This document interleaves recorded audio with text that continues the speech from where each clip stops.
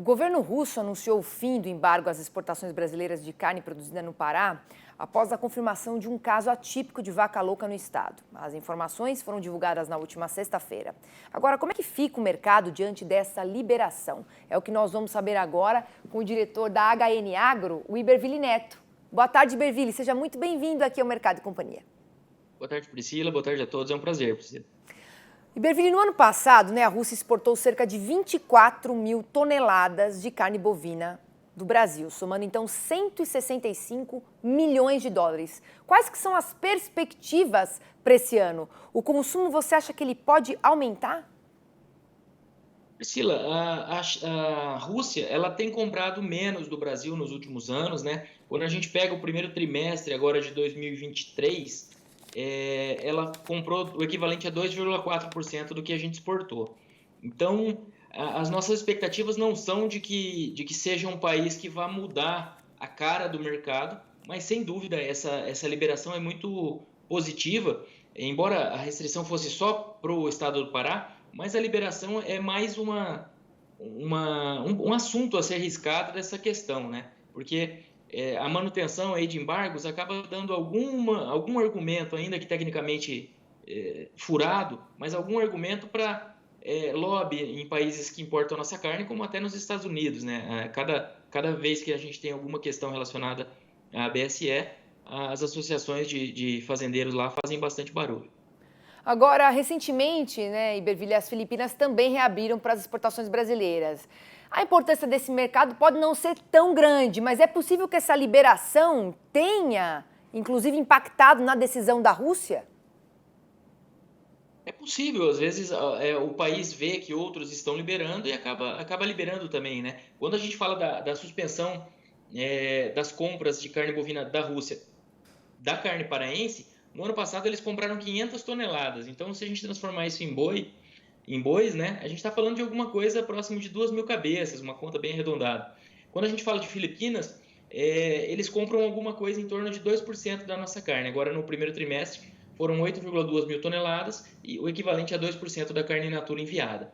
Então, é um outro país que figura entre os 10 principais, mas como o nosso maior comprador é muito grande, que é a China, Sim. Os demais, mesmo entre os 10, compram relativamente pouco. Um percentual muito baixo, né? Agora, na próxima semana vai completar um mês, Iberville, desde que a China reabriu o mercado para carne bovina aqui do Brasil. Após um mês de março aí fraco nos embarques para o gigante asiático, qual que é a perspectiva a partir de agora? Sim, a nossa expectativa é que as compras chinesas sigam ganhando ritmo e ao longo do ano elas fechem em 2023 com bons volumes. A conjuntura global aí de outros possíveis fornecedores para a China, ela nos favorece. A gente tem Brasil e Austrália entre os grandes exportadores, são os únicos países, segundo o Departamento de Agricultura dos Estados Unidos, que devem aumentar a produção de carne e exportação em 2023 na comparação anual. Então, eu diria que a gente deve ter um bom ano, a menos que a gente tenha alguma novidade muito contundente no mercado. Eu acho que para o mercado externo, 2023 deve seguir colaborando. Claro, de olho no dólar, né? Mas eu diria que a gente tem boas expectativas, sim. E em relação aos preços, Iberville, quais foram as movimentações observadas até agora? Os preços no mercado externo, a gente tem observado agora em março, foi o mês com o melhor ágio do preço médio chinês frente a outros mercados desde outubro. Deixa eu só confirmar. Isso, desde outubro. Agora, em 2023, o preço, em março de 2023, o preço médio da carne enviada para a China foi 8,8% maior do que a média dos demais clientes. E esse preço chegou praticamente a se igualar em dezembro, quando a China pagou só 0,4% a mais que os outros clientes. Então, isso mostra que, apesar desse número ser mas ser influenciado pela suspensão, isso acaba afetando um pouco a análise desses números, mas a gente tem observado a China se distanciando um pouquinho dos preços dos demais clientes, o que pode indicar um aumento da avidez do país pela nossa carne. Agora, para a gente concluir, Iberville, quais são as perspectivas para os preços do boi gordo nas próximas semanas? E se você pudesse dar aqui um alerta, né? O que o pecuarista brasileiro deve ficar atento? Eu acho que nas próximas semanas, no curto prazo, a gente tem o pagamento dos salários, com algum auxílio no escoamento do mercado doméstico.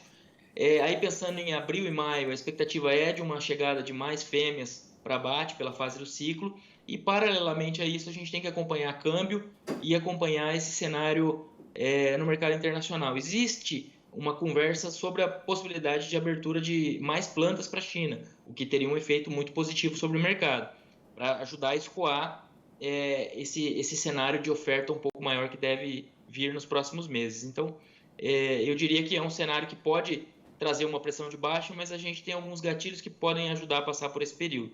E aí, pensando em segundo semestre, a gente está com um cenário mais construtivo frente ao patamar atual, né? Não um mercado explodindo, mas um mercado com espaço para andar um pouquinho. Tá certo, Iberville. Mais uma vez, obrigada aqui pela sua prontidão, aqui em participar com a nossa audiência, explicando aqui todos os detalhes aí do mercado do boi gordo. Uma grande semana aí para você, uma boa tarde. Para todos nós. Obrigado e até a próxima. Até. Um abraço.